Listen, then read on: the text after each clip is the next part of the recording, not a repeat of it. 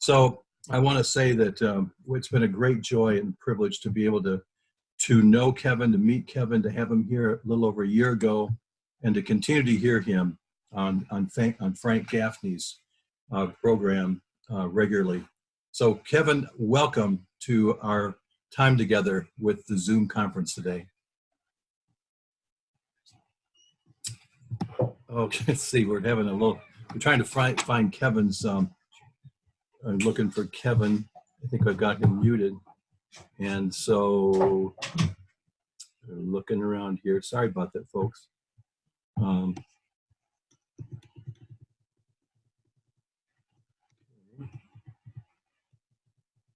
There he is. Okay, so let's see. Have we got you, Kevin? Yes. Can you hear me? Did you hear all my words? Yes, thank you. Very kind. Hey, we're just great to have you here today. Kevin, so we've got a lot of ground to cover, and I want to make sure that I'm giving you a good share of the time. But as we discussed, we have so much ground to cover in this hour, and I want to make sure you get every opportunity that you possibly can. So, Kevin, I would like to know. I mean, I know that recently you have been really dealing with matters like the food shortage and things of that nature. And then I also see that there's a great concern regarding oil. But to start off with, I think probably most of the people who are on with us today, they're aware of the threat that China possesses or brings to us. Give us a little bit of background in that regard, if you would. I think it sets the stage quite well for the other threats that some of them come right out of China itself. Thank you very much. Yeah, Bill, I appreciate it. I've been working on China literally for more than a decade. 2008, I realized that there were some unusual things happening in our stock market. We had a virtual recession, depression, one of the worst times in the economy in modern history until the government mandated shutdown now.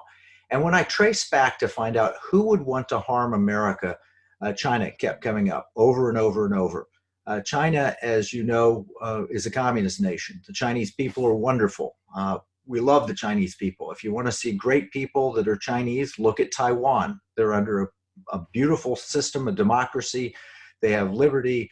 Taiwan's a great place. And the Chinese people inside of China are wonderful too. It's the Chinese Communist Party that is the original Chinese virus.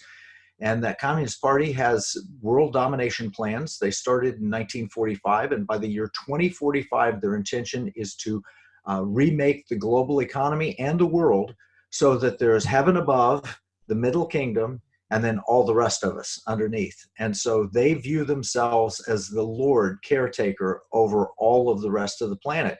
And they think that's their natural place and their natural right. And the Chinese Communist Party has added the totalitarian communism to affect those ends. And from 1945 until really the 1990s, they were a miserable failure. Communism fails every time. It's killed over 100 million people in the last century. It's a miserable system. It does not work. And so they decided to adopt some freedom practices, and they opened up parts of their economy, always, as we've learned since, with the intention of establishing China as the world dominant power, and then coming back and exercising control from the Chinese Communist Party. So when we talk China, we're talking business leaders, which are in large part interested as entrepreneurs and believing in economic freedom. We talk the Chinese Communist Party, which is not interested in economic freedom. They're interested in control. And we're talking the People's Liberation Army. And those are the three power players. And many in the economy and the business side of it have been co-opted either by the PLA, the direct PLA people that are involved, like Huawei was founded by a former PLA member, or Communist Party control, like Alibaba, where Jack Ma is a card-carrying, practicing member of the Communist Party. And their intention is to use whatever means they could. And in 1999, they published a book. It was published by PLA Press, People's Liberation Army Press, in Beijing, and it was titled Unrestricted Warfare. And it bottom line says that America can't be beaten directly. The Soviets failed. But to win, you pretend like you're a free, open economy for as long as you can, and then you use economic warfare, information warfare, intellectual property theft, all the things that we've seen, and you establish China as an indispensable part of the global economy. And then when you get the power and the ability, then you take control. And that's the main message of unrestricted warfare. And I've been studying that now for 12 years. And there is no doubt in my mind that the Chinese have affected this and are perpetrating it. And now I don't accuse the Chinese Communist Party of causing the virus, but I will absolutely say that the way that they've responded, the way that they covered up information, the way that they've hidden things, they have literally taken this virus to their advantage, the Chinese coronavirus, to dominate the economies of the planet. So that is a serious threat, and they're threatening all of American economic activity. They're also threatening three critical infrastructures, which we covered in 3 separate episodes of the show: water, food, and energy. And we have to protect those. So Economic War Room has done special shows on each one. The first one with Lieutenant General Stephen Quast, which covers the water threat and the Chinese threat. The second one on food, which was released yesterday as a special episode on our Blaze TV program. And the third one on energy is released just now. As we're speaking, it's going out. So China is a threat, and we are addressing it, and we're addressing it with information and hopefully working with the president and the White House to mitigate against this threat. Well, that's an excellent introduction and a beginning to the threat that China does pose to us. And one of the early programs that I was listening to with Lieutenant General Quast was also speaking about 5G. And I know on each one of these subjects, you could go an hour, I'm sure, on each one of them. But I think there's a lot of people that are still naive in relationship to, the 5G, that they may think that it's just a major step up from 4G. But I'm especially wanting you to give a sense of the what it will do and why we're so concerned about it, knowing that China is dominating the launching of this. If you would give us a sense of that. Sure. Well, China is a part of their 100-year marathon, and there's a great book on that written by Mike Pillsbury titled The 100-Year Marathon, which is the 100 years that they would take to become the dominant force on the planet. And Chinese have a very long view of things. They think in generations, they don't think in quarters. And one of their programs is Made in China 2025. And a lot of people have heard of that. A lot of other people have not heard, however, of Chinese standards 2035, which means that China sets the standards for every piece of equipment, for everything that we do by the year 2035. And they're using their cultural influence. They're using their influence in Hollywood and major universities through the Confucius Institutes, their lobbying efforts in Washington to affect this goal. And one of the things that they've done is they've taken advantage of a problem that we have in the way that we've allocated spectrum for our cell phones. I've got a cell phone here. It's an Apple iPhone, and it runs on the spectrum that's been allocated. The best spectrum for 5G, the next standard, which is 100 times faster at a minimum, and really leaves the capability of having dumb phones that are connected to a smart internet so that you can have your refrigerator, you can have your iron, your house, everything can be connected to the internet. 5G speeds allow that, and they allow it to be mobile because you go from station to station to station. That is a huge leap forward, and the Chinese know it, and they know that if they can dominate the standards, then they can control the industry. They know that we created 4G and we dominate the standards. If they can create 5G, they will dominate the standards. And the problem that we have is the spectrum that we have allocated to us that AT&T or Verizon or T-Mobile will use is the higher frequency spectrum, which has some real negatives associated with it versus the lower end of the spectrum. And the Department of Defense has control of the lower end of the spectrum. So China very smartly stole a lot of our intellectual property, and very smartly, they are now proposing to the rest of the world that Huawei and ZTE and the Chinese companies be the main suppliers of the backbone of this 5G. And we are caught flat-footed in this in a sense. Yeah, we're rolling out what we call 5G. Yes, it's in major cities. You might see it show up on your phone, but it tends to be that higher frequency, which doesn't go through walls easily. It doesn't go through glass easily. You have to set up lots of repeating stations. And we've done programs with engineers on this. In fact, one of the engineers we had was the former CEO of Apple Computer, Gil Amelio. And we talked about why the lower bandwidth would be better, but the government has reserved that for DoD. General Spalding, who was on our program also, was in charge in the Air Force. He lived in China for a number of years. He said that 5G should be in lower bandwidth. China knows that if we stay confused on this issue and behind on this issue, they can grab it. And so they've gone to the European countries and said, install our Huawei 5G backbone. And unfortunately, what that means is that they will be installing things that make those nations vulnerable. All traffic going through Chinese equipment means that China potentially could access.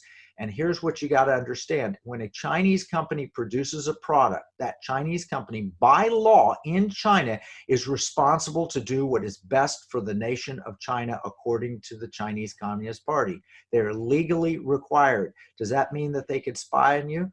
You know, we have a debate if Apple should give the code to the United States government that allows them to unlock the phone of a known potential terrorist or a known potential criminal. And Apple fights it. Not in China. You don't fight it. You hand it over. And so the Chinese Communist Party, having all of this installation, could potentially spy on every person using that equipment, whether in Europe or in the United States or wherever. So the threat is real. China knows it. They're taking advantage of 5G. And this is a battle we've used in Washington for quite a while. We've been fighting this. Don't let, and the president's on our side. The president says, don't use Huawei equipment. They don't use it in the Defense Department. We don't want it used in the major telecom carriers of the United States. We would prefer that our allies and partners, the United Kingdom, Australia, and so forth, not use it as well. So that is the 5G threat from China. And also, if you'll touch upon from the standpoint of national security, including space and what the implications of that mean, 5G means for that. I know that's kind of hard to, if anybody can do it, you can, but just give a really short view that people realize it isn't just about the cell phones and that the power of being able to pull from our conversations or our security, but that it's even far beyond what we can even imagine. Well, thanks, Bill. What I would suggest is that if you can, go and watch either the short clips we put on YouTube or the full show on Blaze TV. You can find it at economicwarroom.com, because we interviewed a good friend, Lieutenant General Stephen Quast. And let me just give you a pedigree on Killer Quast. That's his call sign from the Air Force. He's a Top Gun pilot, but he also went from there to be a 3-star general who was in charge of all training for the Air Force. If you wanted to get trained in the Air Force education whatsoever, he just retired last September, it would have been under his Air Training Command. And he was based in San Antonio. And so anybody that became a new recruit for the Air Force would have to go down to Joint Base San Antonio and go through his training programs. Just an amazing man. And he's an expert on so many things, including the Space Force. In fact, he was the main guy that went to Congress and convinced the Congress that we need another command, a space command. And if it weren't for Lieutenant General Quast, I'm telling you, it would not have happened. And the reason we need that is because China is building a space force. China is working on the dark side of the moon. China realizes that he who controls space controls the future, because most of our communications go through satellites. If you're in space, you could weaponize it. If you're in space, you can control vast amounts of energy. You could build solar collector arrays in space and you could beam the energy down to Earth. You could provide all kinds of things from space that are not able to be provided, on ground. And this is a new domain. And I've compared him, and he says, "No, don't compare me." General Billy Mitchell, after World War I, said that the air was going to be a new domain battle space. And everybody laughed at him. No, on land or on sea, that's where we fight. And he said, no, I could take an airplane and sink a battleship. And he did. He took a German battleship and he sank it. He got court-martialed for it because the powers that be did not want to think about airplanes. And here's the sad thing. In World War One, we were trying to fight with a horse cavalry, and we had to borrow tanks and build tanks last minute because we were always fighting the last war. In World War Two, fortunately, we prepared because of General Billy Mitchell. He was court-martialed for it. He said, by the way, he said Pearl Harbor would get attacked. It'd get attacked by the air. It'd get attacked by the Japanese on a Sunday morning. He was 100% right. Well, General Quast said space is what we need to look to. And fortunately, there's some smart people looking that direction, but it does hold the future for the world. I mean, there's trillions of dollars of minerals that can be mined from asteroids in space. There is a possibility that you can go point to point in less than an hour because you take a rocket, a reusable rocket, you go up into space and you can land anywhere on Earth in less than an hour. We could do that for troop movements. We could do it for all sorts of things. So having a domain in space is essential. Lieutenant General Quast made the case, and he's brilliant. You ought to see him explain it. It's much better than I could ever explain. That also is just an excellent moment, and I would encourage people to, in fact, go and seek you out on YouTube. And I am a subscriber on Blaze TV and a regular viewer of yours as well. I commend that to you, commend them to you, and to the books, which I will also lift up again at the end. Those are also very, very helpful. You know, in that time that you had with Lieutenant Quast, one of the things that just struck me so strongly, and so I haven't been able to get it out of my mind, is how China is particularly targeting us economically, and I think a lot of us are dullards in relationship to the economy, and it seems as though over these many years we take for granted the power of our economy. Capitalism and the growth under Donald Trump has been amazing, and now along comes the coronavirus and the assault not only upon our economy but our freedoms as well. And now we find ourselves in a new place, and that's where the food shortage and the oil.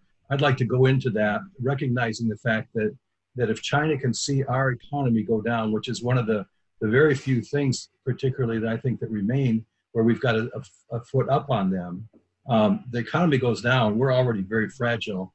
And so I know that I'm just thankful you're here to speak to that. Well, thanks, Bill. The reality of it is we are in a global economic war, and we just told our economy to stand down. The Chinese are loving it. They've opened their economy. We don't know how many people in China have contracted the coronavirus. We don't know how many people have died in China. We only have what they've reported, and they've reported through the World Health Organization, which is a co-opted organization. I think we all can agree that the Chinese influence in the WHO to cover up their culpability in this has just been criminal. While that's taking place, our economy has been stood down, and the implications for that are enormous. We've talked about the farm. I mentioned the farm. Farmers don't know what to do. They don't know. If you're a farmer, we have very sophisticated supply chains. Traditional farmers will, I'm going to produce milk, for example, a dairy farmer. My aunt and uncle were dairy farmers, and I loved going out to their farm in Pryor, Oklahoma, and seeing all of the sophistication. And that was back when I was a kid. It's gotten even more sophisticated. They're producing milk, and it's going to either the cartons or the small bottles or the big gallons, or it's going to restaurants. The supply lines, the distribution channels, the production, the packaging for all of those is different. If you're making milk for schools, you got a problem when all the schools are shut.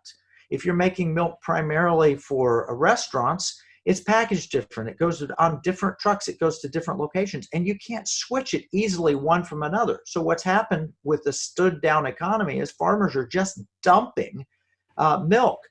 Why is this important? And I know you may want to talk about it more, Bill. Why it's important, though, is the farmers now have to make a decision. We're in planting season. What do I plant? What do I do? Do I plant sweet corn? And we talked to Mitzi Perdue, and her late husband was Frank Perdue of the Perdue Chicken Farms. And she was also the daughter of the founder of Sheraton Hotels. So we had a program that we released on with her yesterday. Do I plant sweet corn that people can eat? Or do I plant corn that can turn into feed that we can feed animals with? Not that the animals will need it, because we're euthanizing livestock all over the place because we can't get it to market right. But maybe I produce it because I can put it on the shelf. Sweet corn can't be processed and put on the shelf as easily because the farmer doesn't have that, but I can put the feed corn essentially on the shelf. What do I do? That decision is being made now, and our economy is closed. We've told everybody stand down. So we created actually a tool that helps to open the economy up. I hope we get a chance to talk about restartnow.io, because that is a tool that policymakers could use to instantly open the economy. Why do I make this as a part of the China discussion? Is the Chinese, that's one weapon, leverage weapon we have, is they don't produce enough domestic food. They can't feed themselves and feed their livestock both. They have limits on their production capabilities. The American farmer can make a difference there. We need to give the American farmer clear instructions today, or as soon as possible. Hey, we're going to be in business. We're fighting an economic war. Get back to work, or there will be starvation in parts of the world, in Africa, in Asia, and even here in the United States. So we might keep our economy closed for an extra 2 weeks. And the idea is, oh, well, we might save X number of lives who won't die of coronavirus. Well, 10 times that number will die from starvation if the American farmer is not able to do what the American farmer does best, and that's grow food for the world. China knows this. China needs the food. China wants the food, but they love to see the difficulties caused to the United States of America. And so right now, these second order effects of this virus that they cause, that they're the responsible for, are impacting every aspect of our policy: energy policy, food policy, water policy. And we've got to do whatever we can to get the economy open as quickly as possible. We're in a global economic war, and you cannot tell your economy to stand down when you're trying to fight a war. And Kevin, one of the things that is also more and more in the news is the recognition of the fact that there's numbers of governors and mayors and local politicians from the lowest level up to the highest level that are basically just standing ready to keep things shut down. In this, of course, in the state of Michigan, we've got Governor Whitmer, who is who's such an outrage and so greatly concerning to many Michiganders and beyond. And so they're also, if you listen to Frank Gaffney, which I'm sure you do on occasion, he also is very concerned that that the influence of China is deeper and wider than people even begin to think, or the red-green axis, for example, that there's an agenda that is beyond our understanding, which is keeping people that are in major leadership positions going against security and going for safety. And that's really troubling because we're losing ground every day, and we're in serious trouble. Your thoughts in that regard? Yeah, well, I was talking to Frank this morning. I'm on this radio program weekly, and we were talking about these very issues. And I was on Steve Bannon's War Room Pandemic program yesterday. And one of the questions he asked me is, why are policymakers siding with China? It's so easy to point and look and say, that's the source. China is responsible. There's an old adage in every in every antique store in America. You walk in, there's a sign that says, if you break it, you buy it. China broke it. They're responsible. They need to pay for this. So Steve Bannon asked me, so why is it? And I gave him a short story that I shared when I spoke at the Heritage Foundation a few years ago on China, on unrestricted warfare. And after I finished, the Chinese television came up and interviewed me. And there was a woman there that came from one of the major universities in the area. And she handed me her business cards, that smiled and said, I just want to introduce myself. And I said, I looked at her card, I looked at her, and just a gut level reaction. I said, you're PLA, aren't you? And she looked at me and she said, yes. And I knew she was People's Liberation Army. I just knew it in my gut. And I said, did I say anything that wasn't wrong? And she said, no. I said, do I have to worry for my safety? Is somebody going to come from behind me, whack me? And she said, no. And I said, why not? And she said, because we own half this town. I said, wow. And that's Washington. Wow, you own half.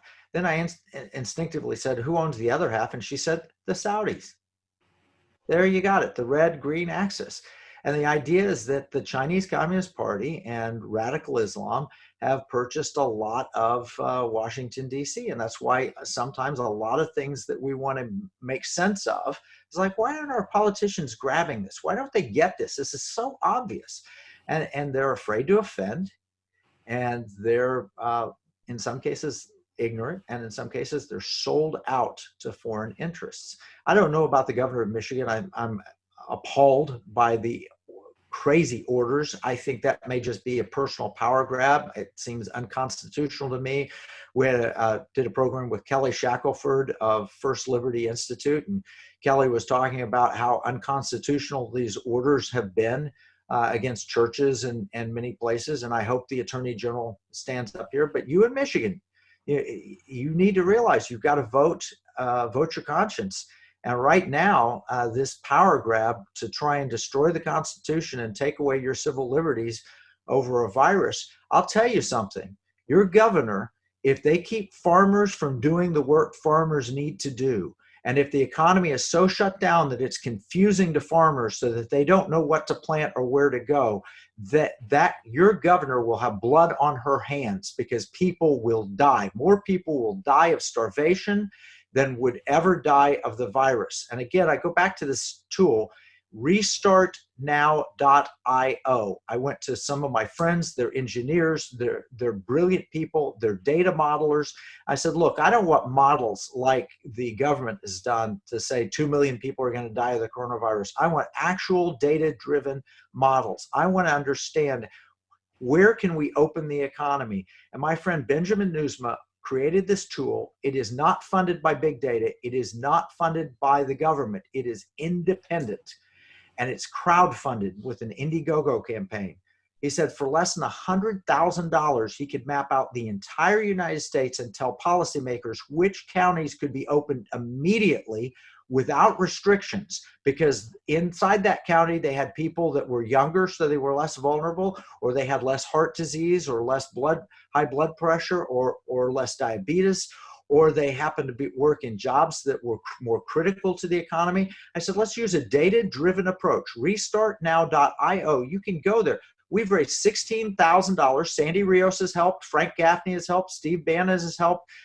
We put it on our program. We don't need much money, and we've gotten it to the White House. They're waiting. They're waiting to see if we get this funded out and if we get enough people making donations. Two things that matter in Washington: how much money have you got? How many people have you got?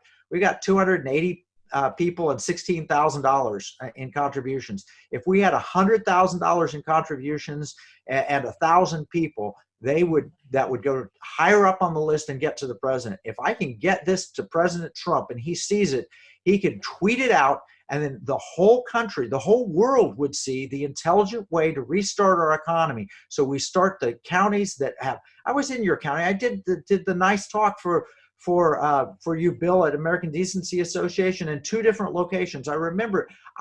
I'm almost 100% sure that if you look at the data in those counties, there's no reason they have to stay closed. Maybe there's hot spots in Detroit that need to be closed. I don't know. Certainly in New York, but I would bet most of Michigan should be open right now. And if you had that data, you could go to your governor and say, there's blood on your hands. More people will die of starvation because of you. And I'll tell you, a progressive liberal, that's the way to win an argument with them. Put that information out. And that's what we're doing at the Economic War Room. We're doing it everywhere we can. And if I can get help from people like you to get the numbers of donations up, the people and the amount, that's something the president might tweet out, and that would be a powerful change to help getting our economy restarted. So that's restart at restartnow.io.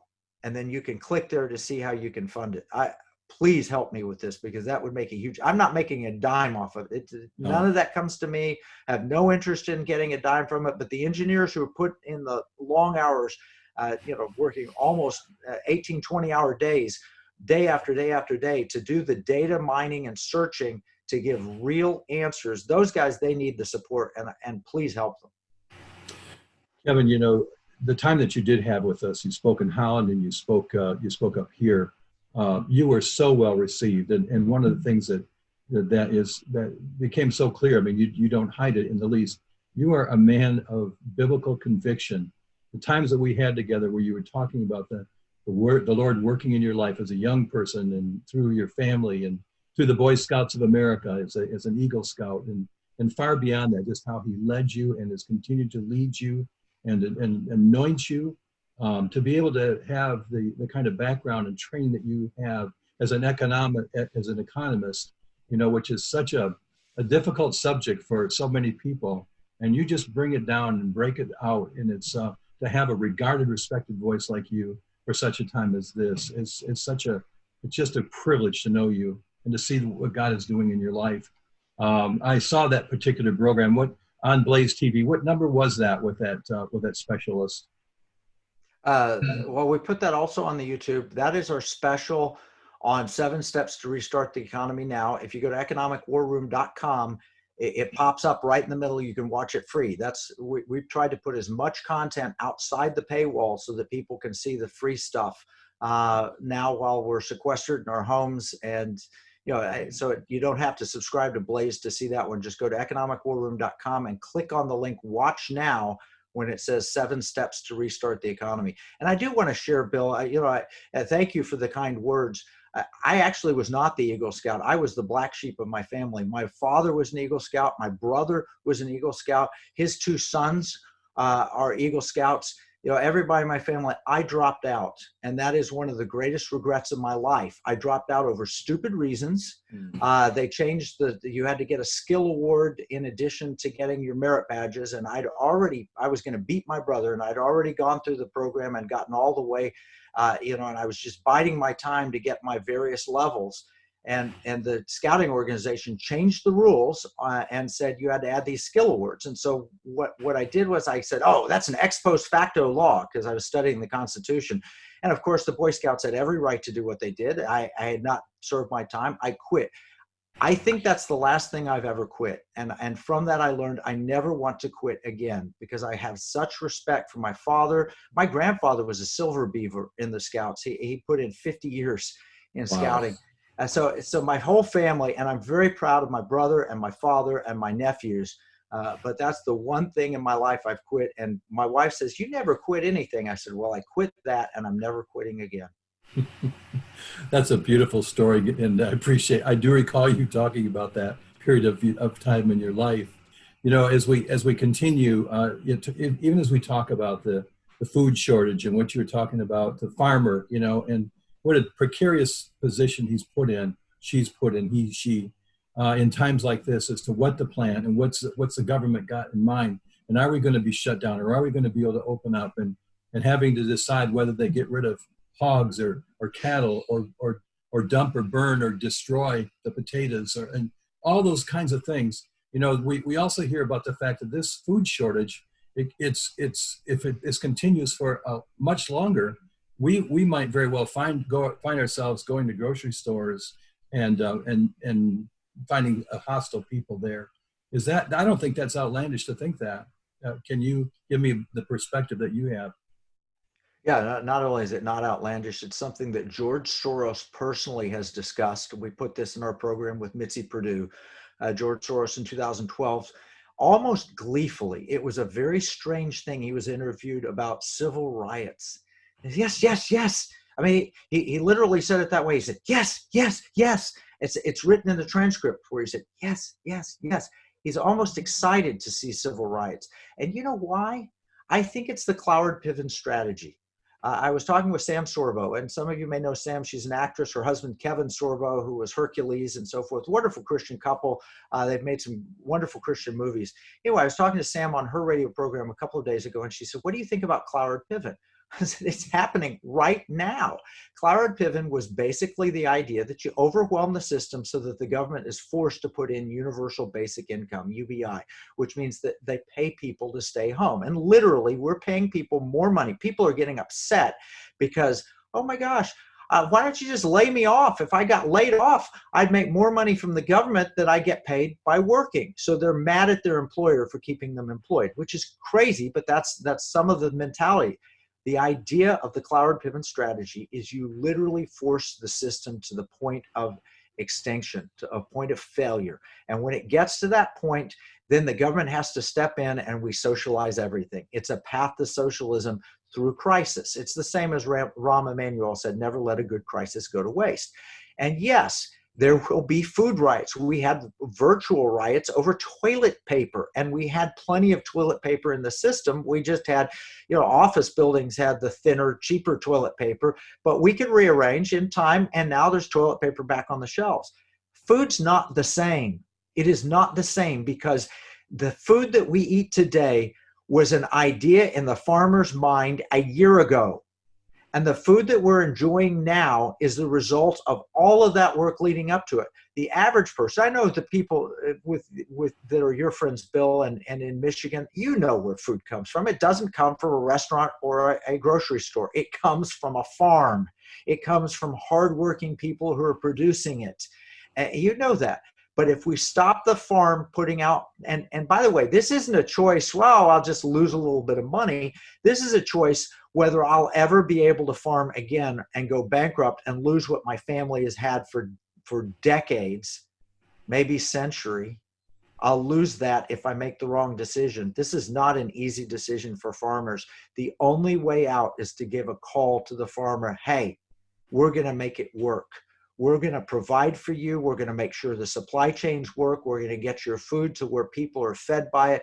We don't have to destroy that food. Plant the right food. We're going to open the economy. And the only way they'll believe it is if people like your governor stand down and people like Cuomo and the governors of all the states stand down and say, you know what, we're opening up.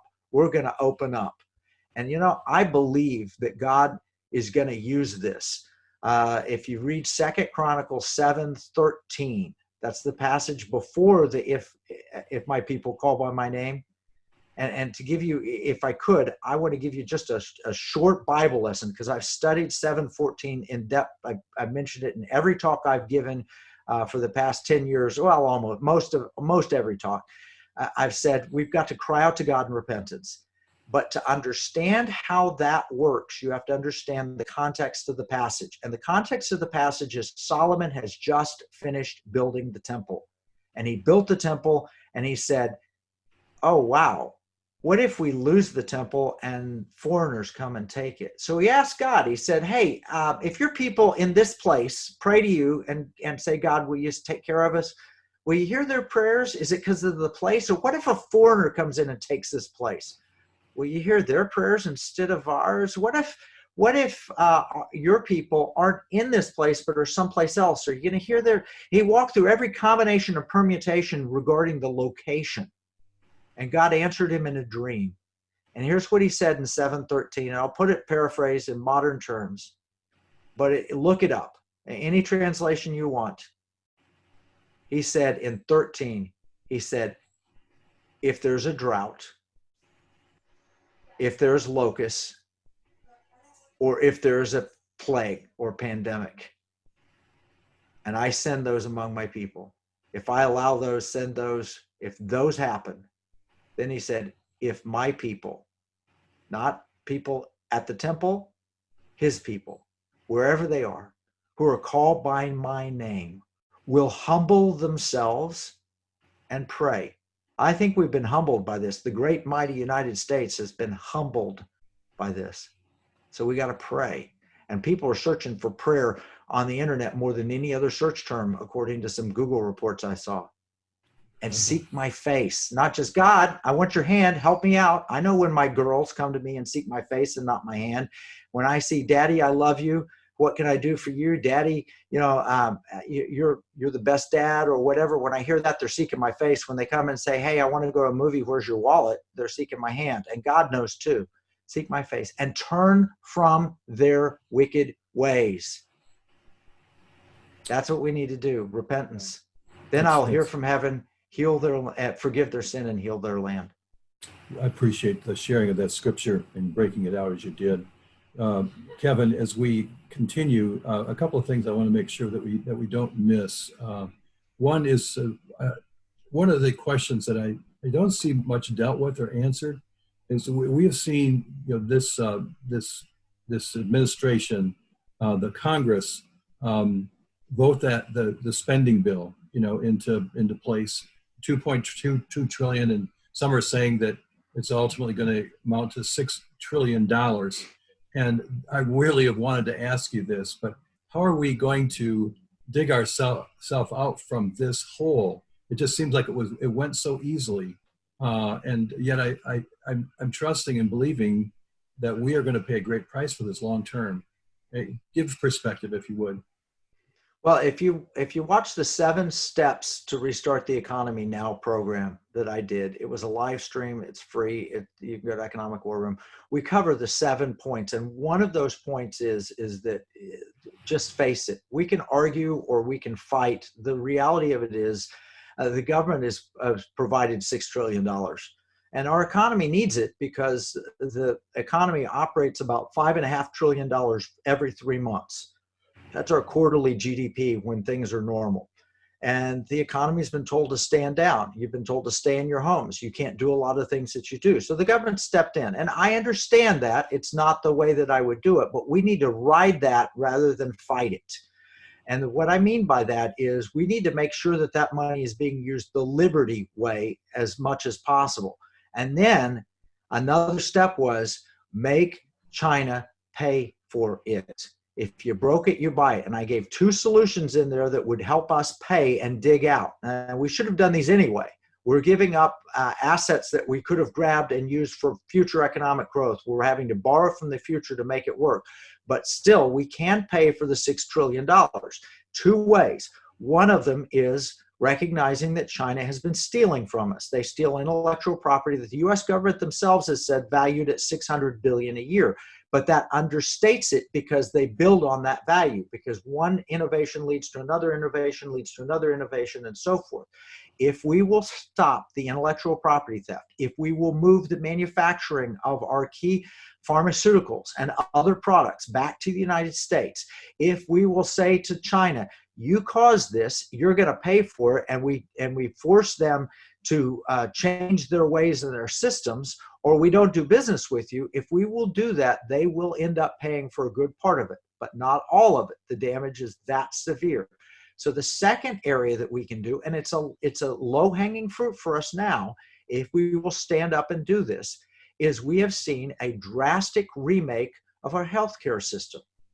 We've seen an unusual thing to where you can actually get on the phone, and we can do a Zoom call like we're doing here, and you can say, hey, doctor, I'm feeling this. And the doctor looks at you, and the doctor can prescribe medicine based on that.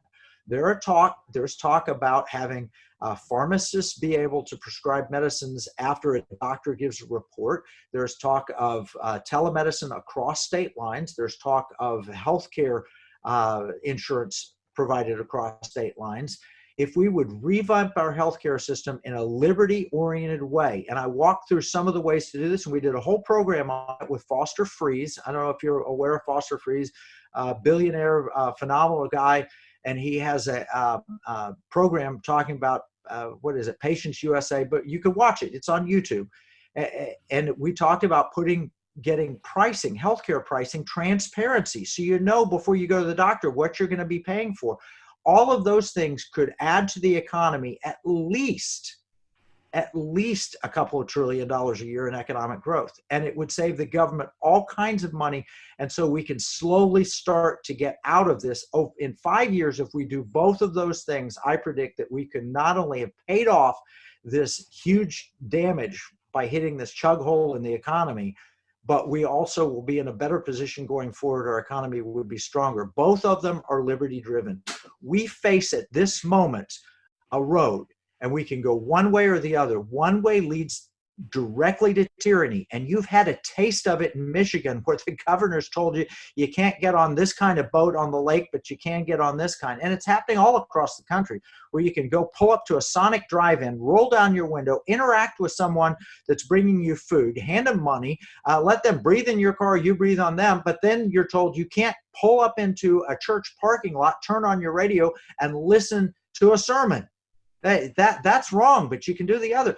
That tyranny is one path that we're on, or we can go the liberty path. And now is the time for good people to stand up. If we restart the economy, if we say, all right, we got to help people out in this time, we're going to let you get the funding, but we're going to make certain that we put in liberty-driven elements. If we help the farmer, if we help the oil industry, if we revamp the healthcare system with a liberty-oriented approach, we can find ourselves better off in 5 years than we would have been if we'd stayed on the old path without the virus.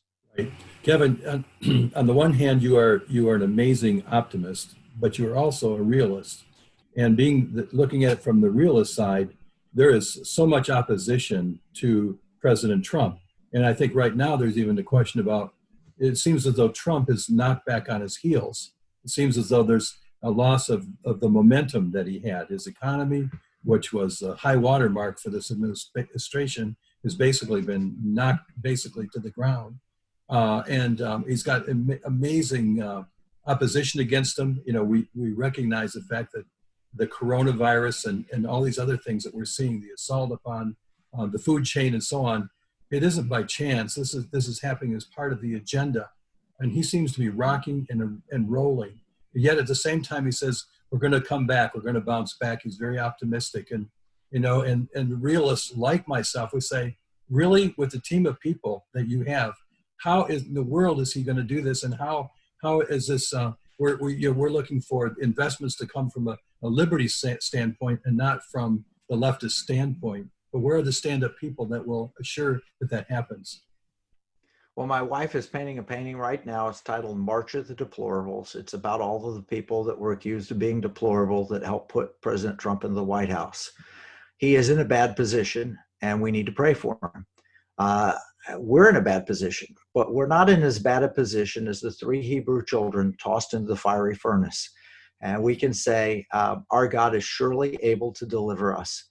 But even if he doesn't, we will not bow our knees. Mm-hmm. And we're doing everything we can, including helping people weaponize their money. I mean, there's a whole program, and I thank God for the virus from this standpoint.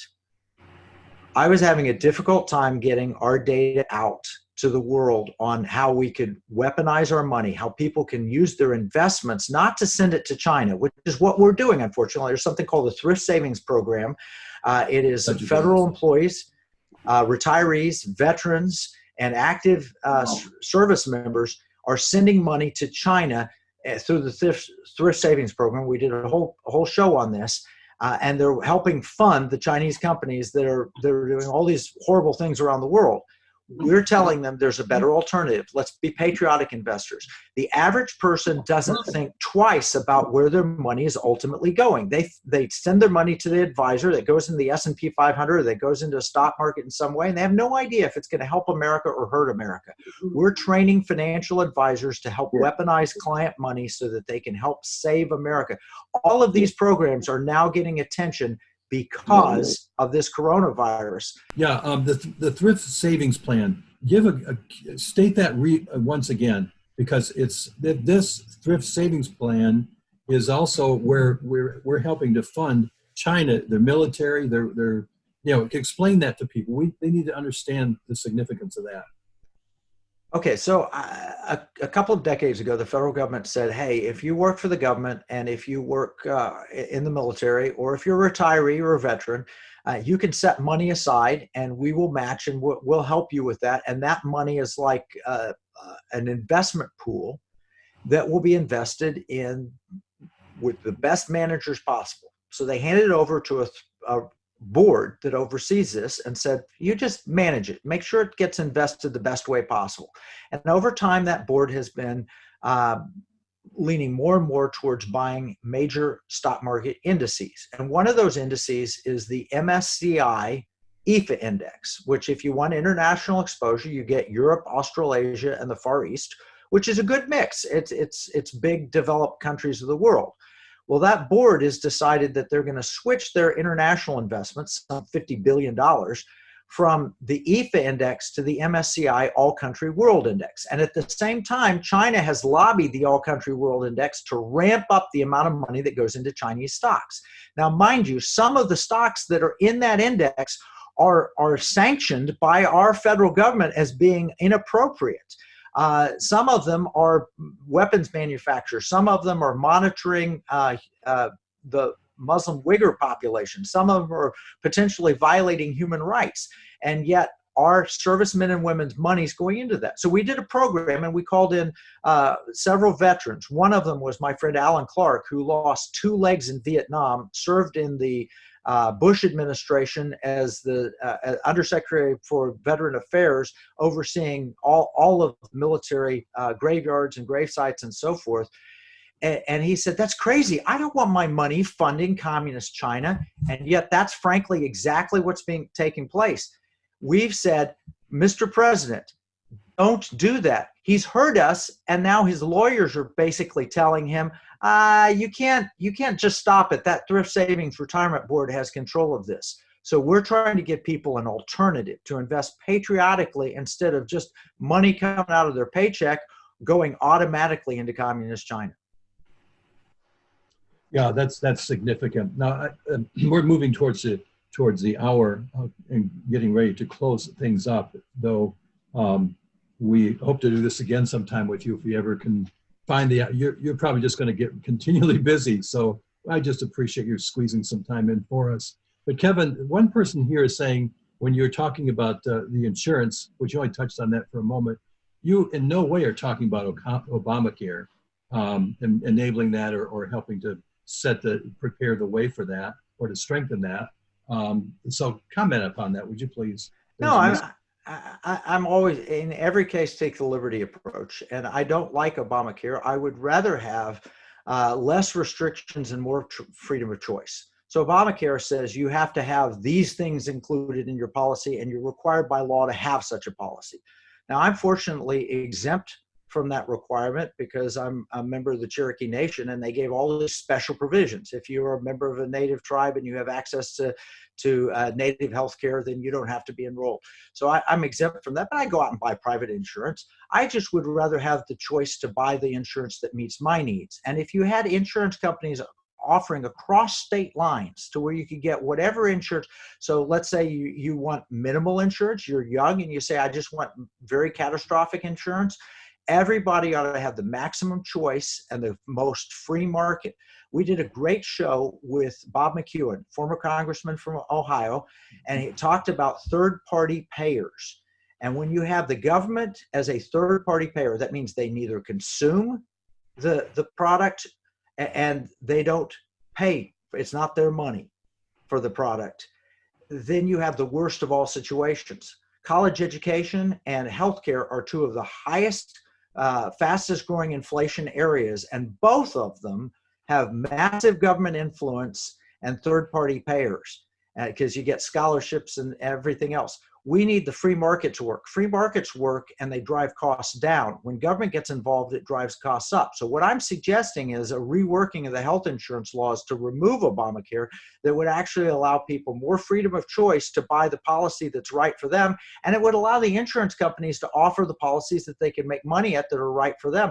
And if you mix those 2 in without with massive price transparency so that you can shop for the best, the insurance company can't tell me where I get my car repaired, but the insurance company does pretty much tell you which hospital you can use, and you have no idea what you're paying for. So the idea is to have maximum amount of choice, and you'll have costs driven down. Kevin, as one of the things that you said is now as we're in the last few minutes of our time together, and which I deeply appreciated. You on the one hand, you're talking about these different plans and these, the war room strategies that you have, which is also one of the things that you have action plans after every one of your broadcasts, and I think they're very excellent. They're very, very fitting, and yet at the same time, you recognize as a biblical thinking man that God's plan for this country could be that we don't rise again to where we were at. We may go through a time of persecution, maybe even significant persecution, and yet I heard your comment there that if that is the way it is to be, we will rise into that challenge as well. I heard you say that basically, didn't I? Yeah, as for me and my house, we will serve the Lord. I'm going to do absolutely everything I can to preserve this nation, but I'm going to trust that God knows best. I'm going to do absolutely everything I can to provide freedom and liberty and opportunity for my children and grandchildren, and as long as I can. And I'm going to fight the good fight. And if we lose, I will hope to hear from my Lord, my Savior, my Father. Well done, good and faithful servant. That's the goal. The goal is to please him and let him take care of the rest. I do all that I can and trust him to take care of everything else. And that isn't because you have you're a Cherokee Indian in background. It's because you're a Christian. I have some Indian heritage too, and I have quite a bit of fighting in mine. But I know that the Christ in Christ, victory by faith is the victory that overcomes the world.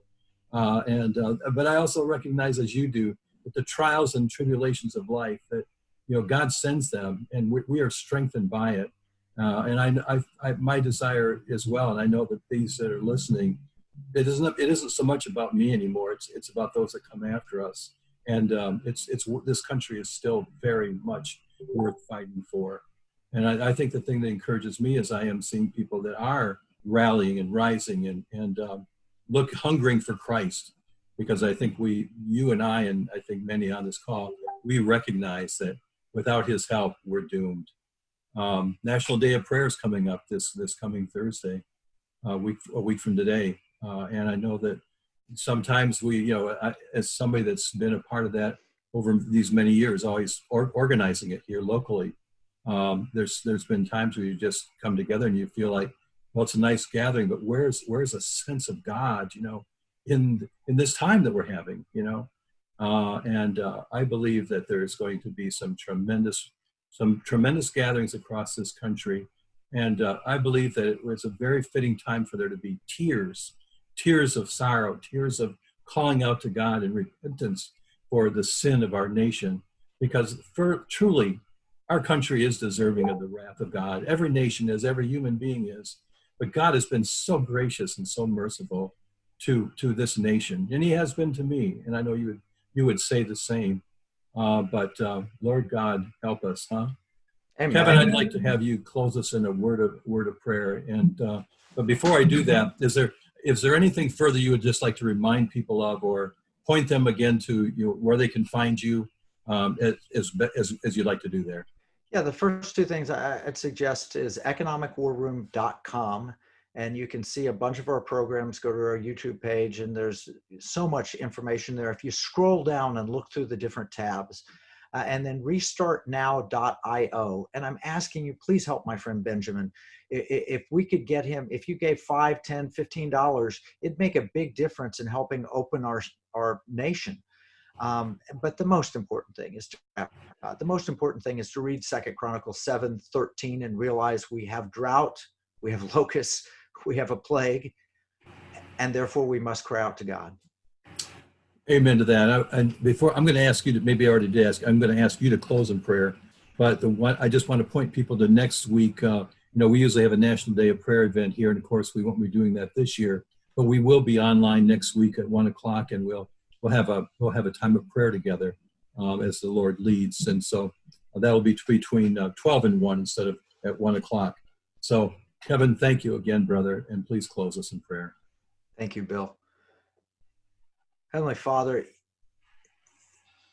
you are a great and mighty God. You are awesome and worthy.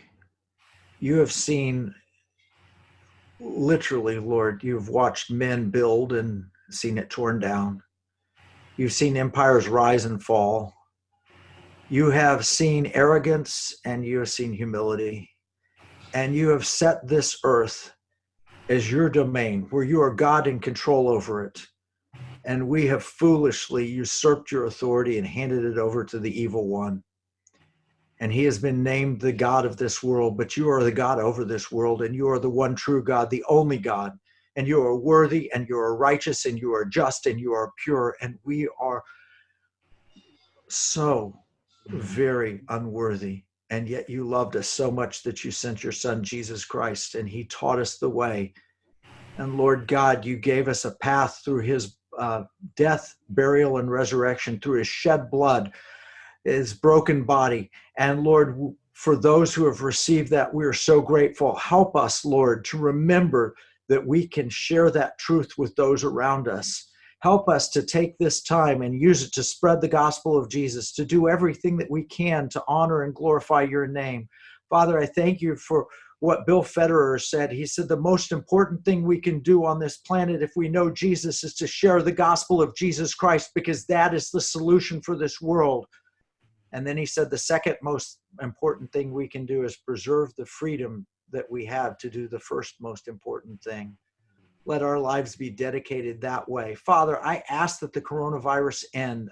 Daddy, I heard a little 7-year-old boy had a dream that it ended on April 30th. And he dreamed that, and I've been praying toward that end ever since. Lord, let that dream come true. If it's your will that you would allow the virus to cease and desist from the earth, and just to show up the arrogant, the people that think they're so smart, that have determined, oh, it's going to kill this many people, or they don't know, God, you know. And you're greater than this virus. You're greater than our sin. And Lord, we repent. We cry out to you and ask you to forgive our sin and heal our land. Lord, let us seek you with humility of heart. Let us seek you with motivation of purpose. Let us seek you with love for those that might starve or die without knowing Jesus, that we may accomplish your will and your purpose here on this earth. I pray all of this in the mighty name of your Son, Jesus. Amen. God bless you. Thank you so much, Kevin. What a fitting end. And I am going to support your friend. I saw that broadcast, and I appreciate your efforts to take it to Washington, D.C. as well. You're a man of action and a man of faith. Bless you so much, my friend. Thank you, Bill. God bless you. God bless you all. Thank you so much. Bye-bye.